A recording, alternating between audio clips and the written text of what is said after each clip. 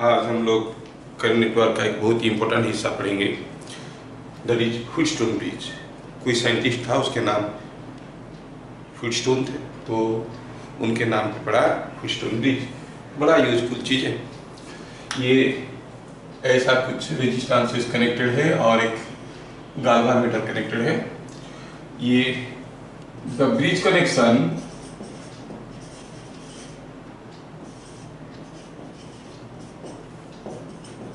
shown is called a Wheatstone bridge.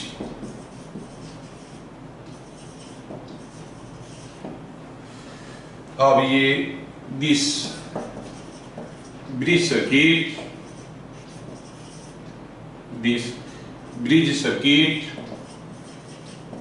is used to measure unknown resistances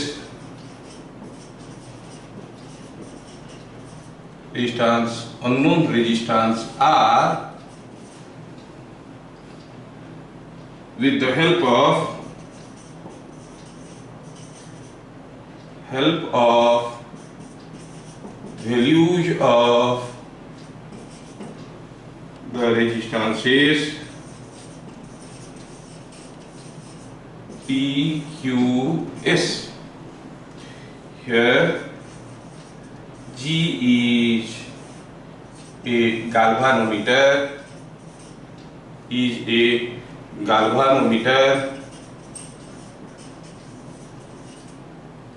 to detect even a small current,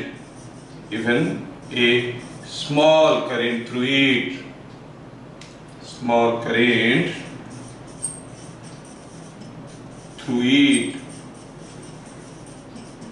क्या कहने का मतलब है, यहाँ पर PQRS और 4 रेजिस्टेंसेस यूजुअली देखा जाता है कि P और Q वेरिएबल रेजिस्टेंस होते हैं, but that part is not there in your syllabus to discuss.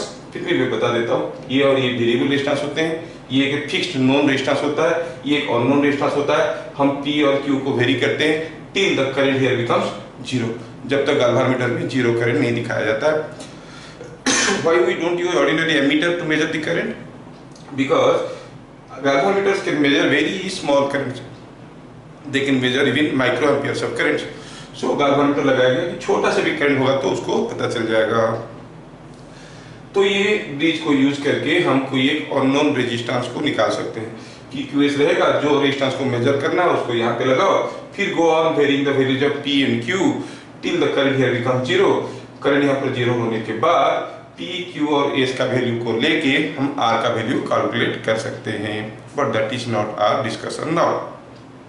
हम बताने ये चाहते हैं कि this bridge connection is called a Wheatstone bridge. Point number 2, such a bridge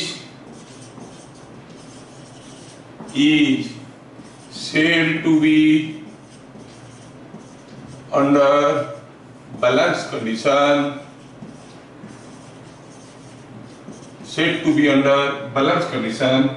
if current through galvanometer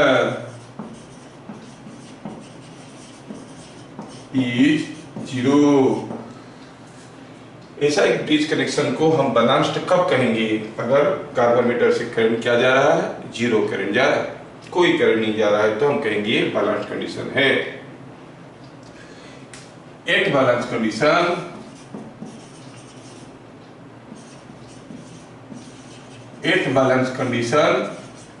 कब कहेंगे? कब है बैलेंस कंडीशन? यहाँ पर चाहे आप कितना भी वोल्टेज लगा दो, आप देखोगे इसके अंदर से क्या करंट जा रहा है? जीरो, कोई करंट नहीं जा रहा है। हम कहेंगे the bridge is balanced. At balance condition you will see the product of opposite resistances P into R will be equal to Q into S. P into R is equal to Q into S। ये हो गया balance condition. हमें ये derivation में भी आता है, derive an expression for balance condition, तो हम लोग अभी डिराइवेशन वाला पार्ट को देखेंगे। derivation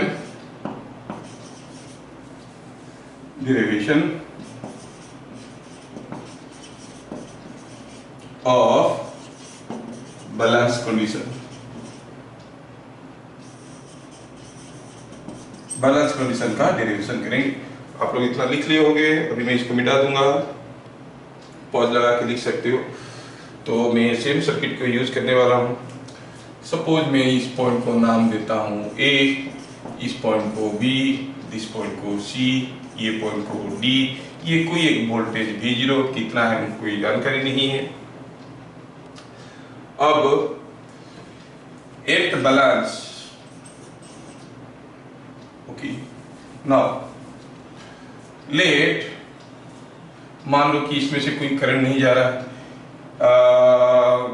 मान लो कि यहाँ से कुछ करंट जा रहा है, ये इसको मैं मिटा देता हूँ। आप लोग तो लिख चुके होंगे, वाला हिस्सा मिटाना चाहता हूँ, मिट गया ये, okay.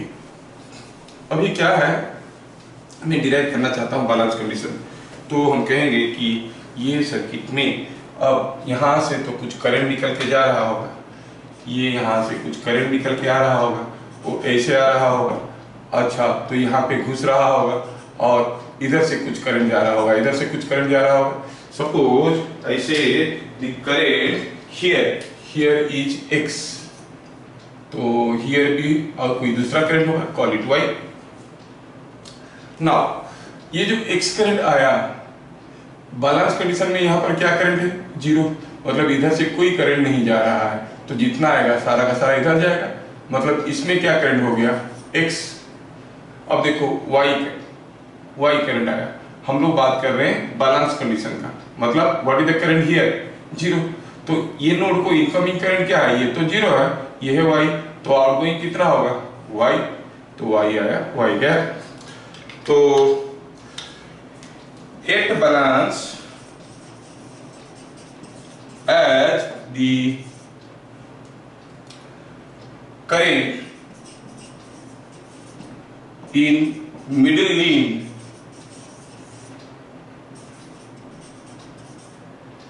is zero, middle branch है, middle limb है, is zero, therefore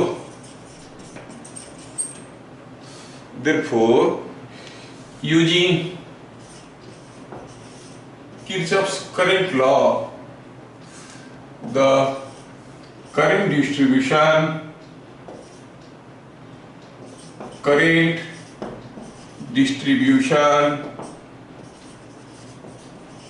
in circuit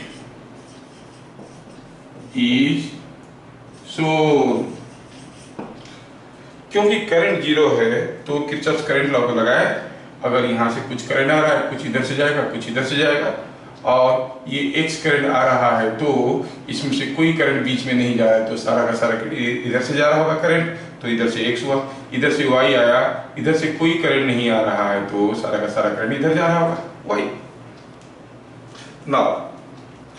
now you से, अगर हम कहेंगे B to A क्या करंट जा रहा है, B to A current is zero, दिया है कि IBA is equal to zero, मतलब क्या है, VB माइनस VA बाई जो रेजिस्टेंस है, गाल्वेनोमीटर का भी कुछ रेजिस्टेंस होगा, उसके अंदर एक कॉइल होता है, उसका भी कुछ रेजिस्टेंस होगा। सो चलो उस रेजिस्टेंस को हम RG कहेंगे, RG मतलब resistance of the galvanometer. So VB minus VA by RG is equal to zero, मतलब क्या है, VB minus VA equal to zero, तो VB minus VA is equal to zero. तो बैलेंस कंडीशन में क्या पता चला, VB minus VA is equal to zero. अब VB minus VA is equal to zero का मतलब क्या हुआ, the work done in moving, VB minus ये D था, सॉरी ना, ये B था, ये D था, सॉरी ये B था, ये D था, तो VB minus VD is equal to ये IBD। हाँ, तो VB minus VD is equal to zero का मतलब हुआ the work done in moving from D to B is zero. तो हम क्या कहेंगे, ये आप लोग लिख चुके हो, इसको भी मिटाएंगे, ठीक है। अभी हम देखेंगे कि जो हमारा now following the path DAB तो VB माइनस VD क्या आएगा? D2B जाना है, D2B जाना है, D2B जाओ तो here you are going in the opposite direction of current. When you go in the opposite direction of current, you gain or lose? You gain, because current always flows from higher to lower potential. You are going in the opposite direction of current, you will gain how much? How much potential will gain? Current into resistance. What is the resistance here? S. So it is SY. यहाँ पर आप D से B तक जा रहे हो, इधर you are going in the direction of current, you will lose potential. How much? IR. I कितना है? X. resistance कितना है? P. So minus PX is equal to 0. मतलब SY is equal to PX. और इक्वेशन 1 समझ में आया क्या? Again, if you following the path, हमें D2B जाना है, हम लोग DAB से गए, DCB से भी तो जा सकते हैं, क्योंकि जो पोटेंशियल डिफरेंस है it is independent of the path followed. किसी भी रास्ते से एक जगह से दूसरी जगह में जाना है, फॉलोइंग द पाथ DCB। तो आप क्या कहोगे? VB माइनस VD क्या हो जाएगा? इधर से जाओ, here you are going in the direction of current, so you will lose potential. Here you are going in the opposite direction of current, you will gain potential.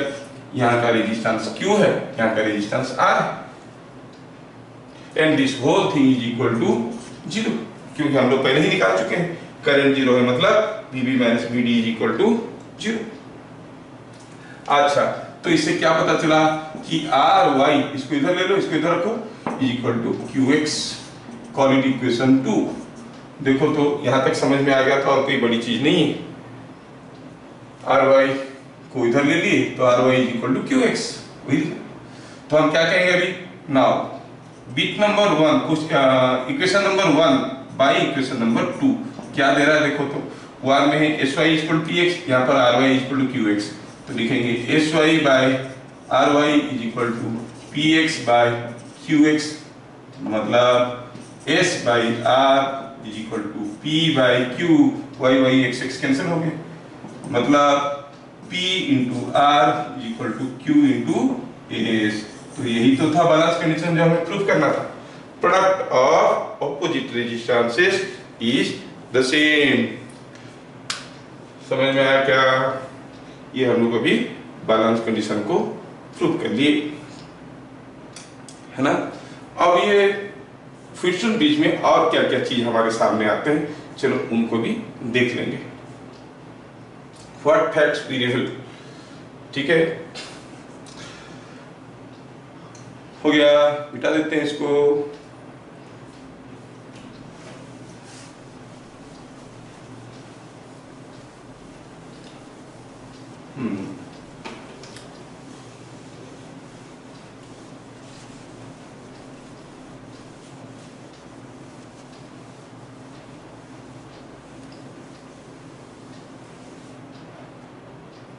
तो हम लोग जो सर्किट था इसको दोबारा यहाँ पे ड्रॉ कर देते हैं, तो काफ़ी कुछ आपको मदद मिल जाएगा समझने के लिए। ये था हमारा सर्किट, ये ना ऐसे था। अब ये था हमारा गाल्वानोमीटर जिसको आप RG कहते हो, कुछ रेजिस्टेंस होगा, और यहाँ पर एक बैटरी था जिसमें आप कुछ वोल्टेज अप्लाई किए हो, और ये था PQRS, और बैलेंस कंडीशन इसमें करंट 0 था। ये पॉइंट था ABCD। तो facts related to balance condition,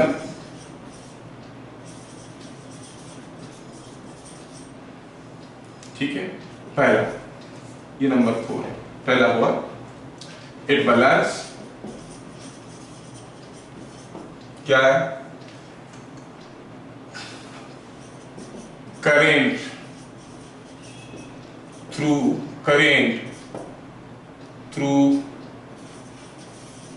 galvanometer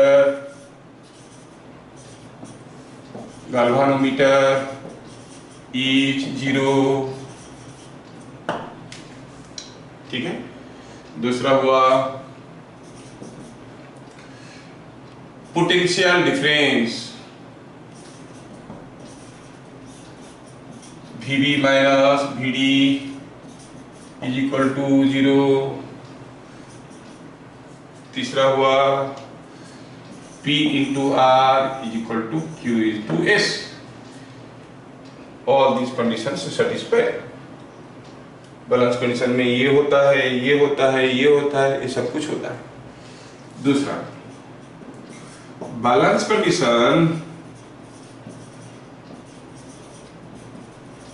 does not change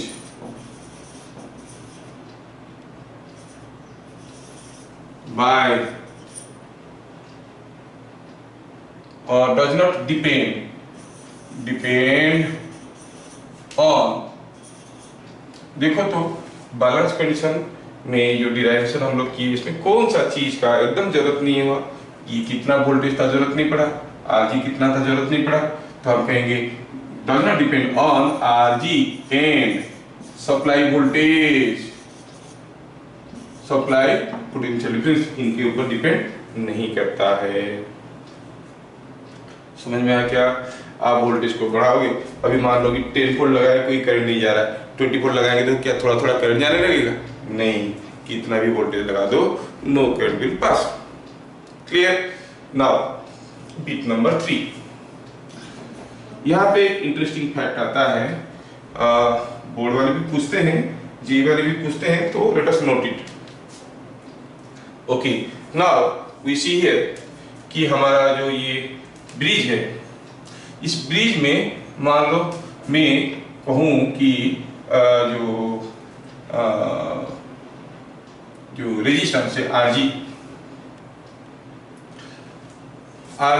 कुछ भी लो, balance condition will not be affected. So हम कहेंगे बैलेंस कंडीशन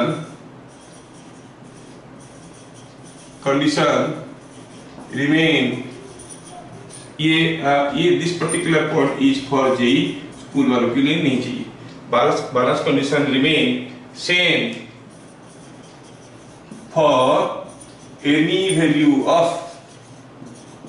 आरजी। ठीक है ना? मतलब अगर हम कहेंगे कि ये हो गए 4 रेजिस्टेंस में आरजी का वैल्यू कुछ भी लो, बैलेंस तो बैलेंस ही रहेगा, है कि नहीं? मान लो कि हम आरजी का वैल्यू लेंगे कितना, आरजी लेंगे 0, मतलब कोई रेजिस्टेंस नहीं है, मतलब दोनों को सीधे 0 रेजिस्टेंस वायर से जोड़ दो। पी क्यू आर एस, ये जो सर्किट हुआ, दिस इज इक्वल टू, अगर बैलेंस आरजी को इनफाइनाइट ले लेंगे तो इनफाइनाइट मतलब very high resistance. Very high resistance can be otherwise treated as और represented as an open circuit. Open circuit मतलब मान लो कि 2 वायर है, उनके बीच में कोई कनेक्शन नहीं है, तो करंट को जाने में कितना रेजिस्टेंस मिलेगा? अरे कनेक्शन नहीं है तो इनफाइनाइट रेजिस्टेंस मिलेगा। तो when I say infinite resistance, we mean keeping the link open.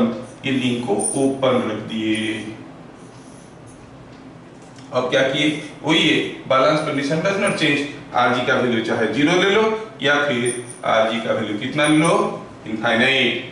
दोनों ही केस में you find the circuit remain same. मतलब दोनों ही केस में अगर ये और ये दोनों बराबर है, कोई अंतर नहीं है, तो इसका भी रेजिस्टेंस उसका भी रेजिस्टेंस तो बराबर ही होंगे। चलो निकालते हैं। तो पहला केस में क्या देखेंगे? रेजिस्टेंस देखो तो थोड़ा अगर ध्यान से देखोगे, ये P और S सीरीज में है क्या? नहीं है। सीरीज के लिए क्या कंडीशन था? If only 2 elements are connected at a point. लेकिन देखो कहीं भी देखो तो एक एक नाड़ा आपको मिल जाएगा, मतलब P और S सिर्फ कनेक्टेड नहीं है, यहाँ पर तीसरा कनेक्शन भी है।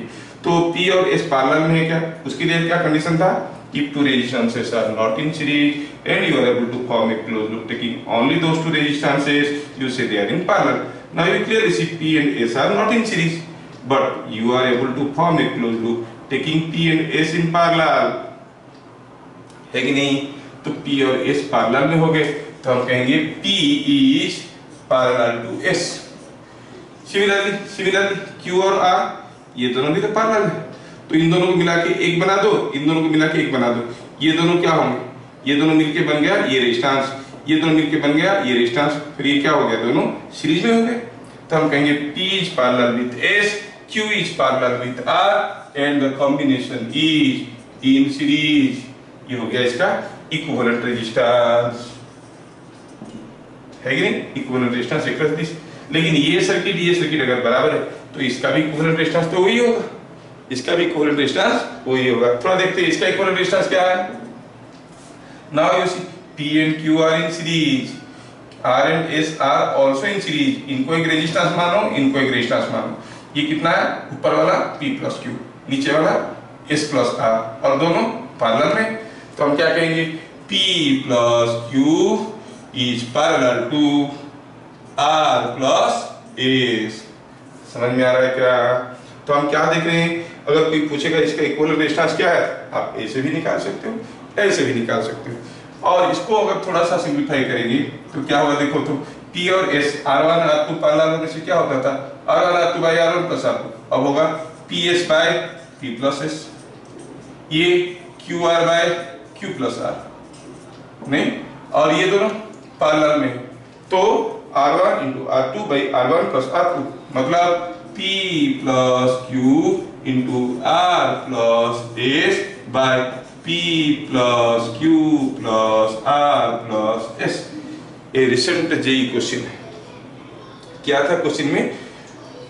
फॉर दिस सर्किट शोन, ऐसा कोई एक सर्किट दे दिया था। If this relation is valid then what is the relation between P Q R S। अरे कौन सा केस में ये रिलेशन वैलिड होता है? When it is a balance system bit, then in that case what is the relation between P Q R S? oh it is PR is equal to QS। समझ में आया क्या? तो जैसे मैं बता दिया, ये जेई के लिए सबकी बस की चीज नहीं है। आपको क्या देखना है इसमें कि हम इक्विवेलेंट रेजिस्टेंस कैसे भी निकाल सकते हैं। Rg के जगह 0 लेके भी निकाल सकते हैं, Rg की जगह इनफाइनाइट लेके भी निकाल सकते हैं। समझ में आ रहा है क्या? अभी चलो और देखते हैं, और एक इंपॉर्टेंट पॉइंट इसमें, बहुत ही इंपॉर्टेंट पॉइंट अभी देखेंगे जो स्कूल के लिए भी बहुत जरूरी है। बीट नंबर 4, बीट नंबर 4 में देखेंगे हम लोग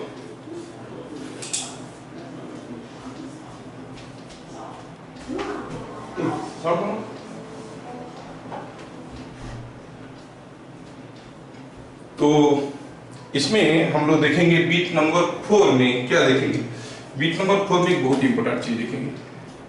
बीट नंबर 4 में ये है by interchanging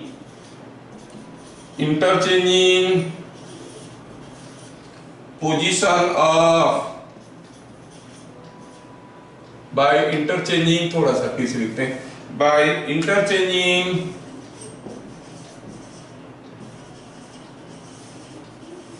position of battery and galvanometer, the balance condition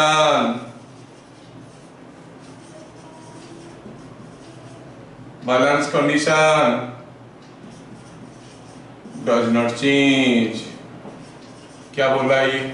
ऐसा क्या उल्टा पुल्टा बोल रहा है? चलो थोड़ा देखते हैं क्या बोल रहा है। कह रहा है कि ये सर्किट में हम लोग कैसे लिए, हम लोग लिए कि बैटरी को ले लिए नीचे और यहाँ पर ले लिए गाल्वामीटर।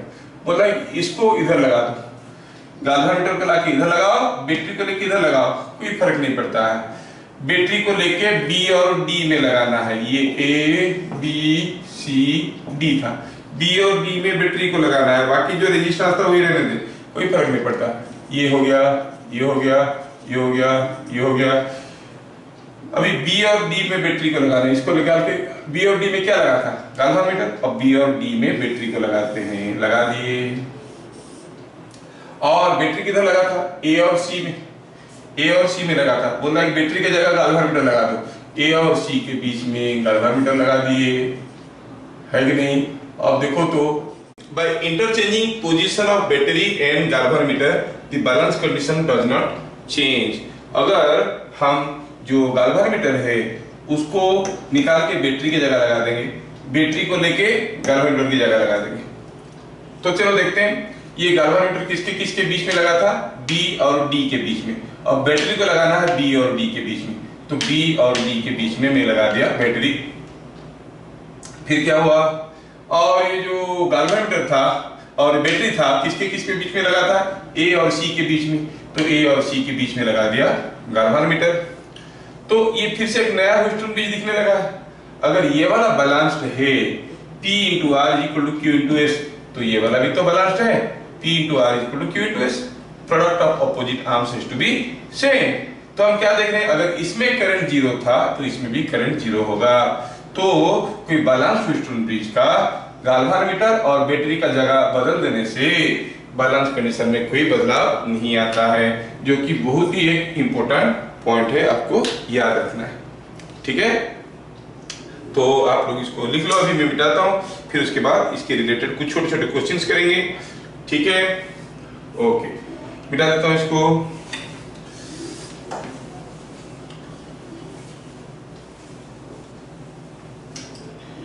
ओके, नाउ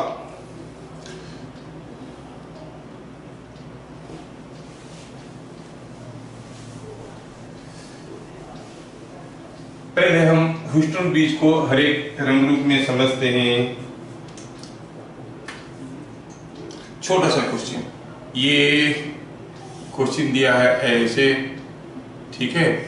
अब ये ह्यूस्टन ब्रिज है, ये आप ऐसे दिख सकता है, या फिर आप मान लो कि यहाँ पर लगा है गाल्वेनोमीटर, कुछ भी रेजिस्टेंस लगा दी, मान लो ये 4 ओम है, ये 3 ओम है, ये 9 ओम है, ये 8 ओम है, ये 5 ओम है, पूछा है और दिया है कि पॉइंट ए है, ये पॉइंट बी है, फॉर व्हाट वैल्यू, ये 6 वोल्ट है, ऐसे करके दिया है।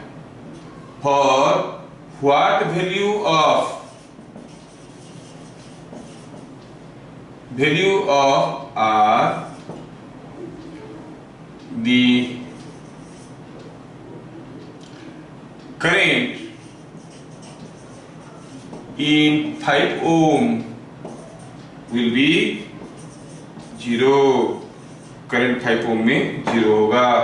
For what value of R, ऐसे करके पूछा है, विल बी 0, 5 ओम में ये करंट 0 होगा। चलो पता करते हैं 0 कैसे होगा 5 ओम में। 0 होने के लिए क्या कंडीशन है, सॉल्यूशन क्या हुआ, for current in 5 ohm to be 0, the bridge circuit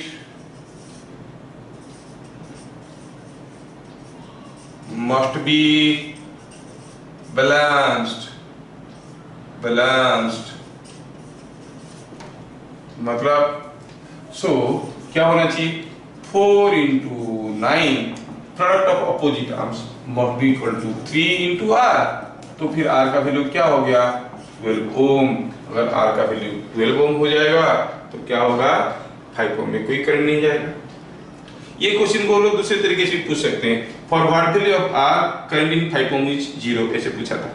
और ये भी पूछ सकते हैं, for what value of R VA will be equal to VB, ये भी पूछ सकते हैं, for what value of R by changing 5 ohm the current through this will not be affected.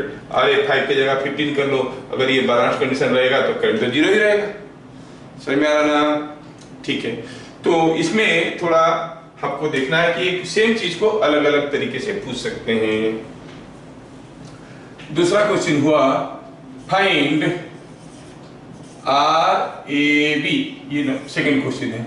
इसमें क्या दिया है, एक ह्यूस्टन ब्रिज ऐसे दिया है, ठीक है, दिया है कि हर एक रेजिस्टेंस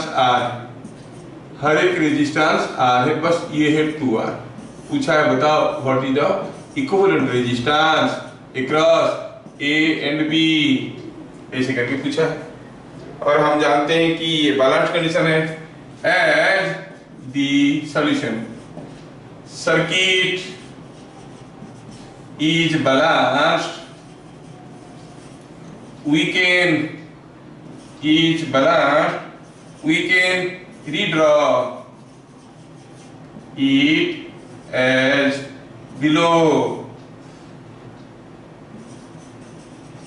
ठीक है, we can redraw it as below। कैसे, सेम सर्किट को फिर से ड्रॉ कर लो, क्या ले लिए हम, मिडिल वाला रेजिस्टेंस, तो कुछ भी ले लो, कुछ भी ले लो, क्योंकि बैलेंस है, क्योंकि बैलेंस कंडीशन है। बैलेंस कंडीशन में कैसे पता चला, देखो तो R into R is equal to R into R, this into this equal to this into this, तो ये बैलेंस कंडीशन में है। The circuit is under balance condition, we can redraw it as below, फिर से इसको redraw कर लिए ऐसे, मतलब बीच वाला रेजिस्टेंस कुछ भी हो फर्क नहीं पड़ता है, बीच वाला को निकाल फेंको। अब देखो तो ये जो A और B थे, इनके बीच में इक्विवेलेंट रेजिस्टेंस क्या हो जाएगा, क्योंकि बैलेंस कंडीशन में है।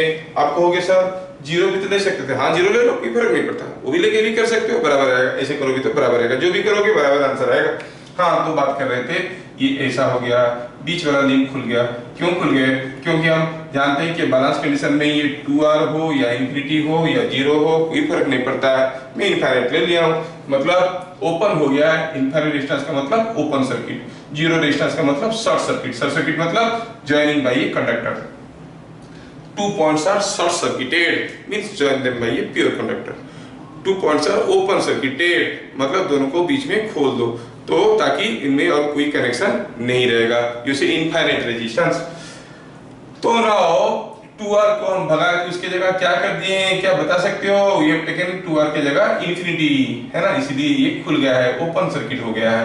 अब RAB क्या होगा, देखो तो R is in series with R series में होने से क्या हो जाएगा 2R, ये कितना हो जाएगा 2R, तो हम कहेंगे 2R is in parallel with 2R, क्या होगा formula 2R into 2R by 2R plus 2R, नहीं सिंप्लीफाई करो तो हो गया R, तो इक्विवेलेंट रेजिस्टेंस बन गया R। समझ में आया? अच्छा, दूसरा क्वेश्चन, दूसरा क्वेश्चन देते हैं आपको करने के लिए। ये आप लोग कर चुके थे पहला वाला, अभी दूसरा वाला देखेंगे।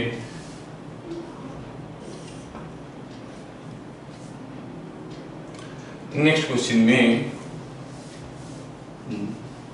ये दिया है कोई एक सर्किट,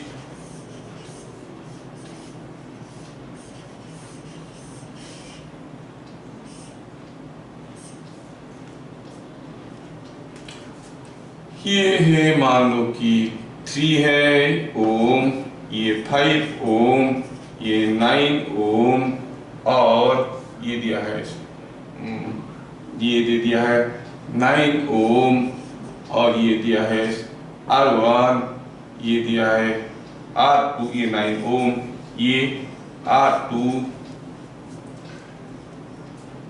ठीक है। तो आप कहोगे क्या,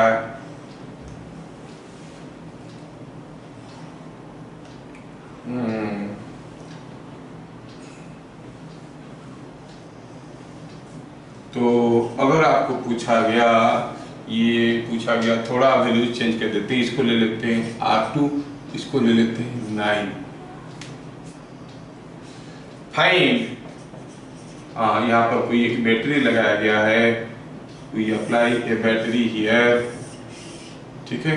ये 10 वोल्ट का बैटरी दिया है और दिया है कि ये करंट है 0। In figure shown, in figure shown, find R1 by R2 for which current in 5 ohm is 0, 5 ohm में करंट 0 होगा, ठीक है। तो हम क्या कहेंगे सॉल्यूशन में, क्या कहेंगे, दिस इज पॉसिबल, कब पॉसिबल है ये, व्हेन द ब्रिज इज, ये भी तो ह्यूस्टन ब्रिज है ना, दिख रहा है ना, थोड़ा इसको इसे कोना करके कर लो तो ये तो दिखेगा, ठीक है। When the bridge is balanced, जब ये ब्रिज बैलेंस्ड रहेगा तब ये ऐसा हो सकता है। मतलब ब्रिज बैलेंस रहेगा का मतलब क्या है, 3 into R2 must be equal to 9 into R1। इसका मतलब R1 by R2 का वैल्यू क्या होना चाहिए? R1 by R2 का वैल्यू 3/9, that is 1/3। समझ में आ रहा है क्या? समझ में आ रहा है क्या? ठीक है। नेक्स्ट क्वेश्चन,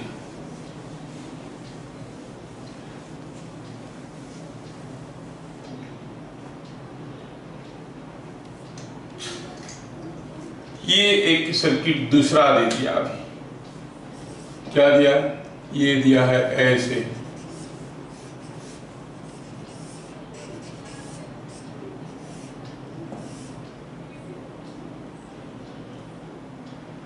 ये 200, ये 400, ये 500, ये 300, ये 300, ये 400, ऐसे करके सारा रेजिस्टेंस भर दिया है। ठीक है। क्या दिया है क्वेश्चन में? क्वेश्चन में दिया है ये 600 volt, find potential difference across A and B, ऐसे करके पूछा है। ठीक है, उल्टा पुल्टा सब वैल्यू दिया, potential difference across A B पूछा है। What is the potential difference? तो हम लोग पहले सर्किट को रिड्यूस करेंगे। तो हम देख रहे हैं कि 400 इज इन पैरेलल विद 400, है ना। हमें मालूम है कि जो 400 है when it is in parallel with another 400, तो क्या हो जाएगा? 400 ओम इन पैरेलल विद 400 ओम कितना होता है? इट इज होता है 200 ओम, क्योंकि दो ठो R ओम का रेजिस्टेंस पैरेलल रहने से इक्विवेलेंटली बन जाता है R/2, 3 ठो रहने से R/3। दो ठो 400 ओम का रेजिस्टेंस पैरेलल में रहेंगे तो क्या हो जाएगा? 400/2। n ठो R ओम का रेजिस्टेंस पैरेलल में रहने से इक्विवेलेंट रेजिस्टेंस कितना होता था? याद आ रहा है कि नहीं? गुजरात जमाना, बचपन में हम लोग पढ़े थे, क्या रहा था? R/n, प्रीवियस क्लासेस में तो देखे थे। तो यहाँ पर क्या हो गया? 400/2 दैट इज 200 ओम। तो ये जो सर्किट हम देख रहे हैं इसको हम रीड्रॉ कर सकते हैं। दी circuit can be redrawn as shown below। अब नीचे जैसे दिखाया गया वैसे रीड्रॉ कर सकते हैं। ये आप लोग लिख चुके होंगे, इसको मिटाता हूं मैं, मिटा दिए। आप लोगों को पॉज लगा के लिखना चाहिए, ठीक है। हाँ, तो बात चल रहा था, ये सर्किट को रीड्रॉ करेंगे तो पीछे चलो रीड्रॉ करके देखते हैं क्या है। ये आ रहा है कितना ना, ये आ रहा है 200, 400 के साथ 400 पैरेलल में हो गया तो 200, ये 200, ये 200, ये 500, है ना, और ये 300, ये 300, अरे ये तो कुछ बराबर दिखने लगा है, ये 600 वोल्ट। तो क्या लिख रहे हो? 200 into 2 300 is equal to 200 into 300. The figure is a balanced Wheatstone bridge. Balanced Wheatstone bridge है कि नहीं? The figure is a balanced Wheatstone bridge. क्यों? 200 into 300 equal to 200 into 300. So what is the current here?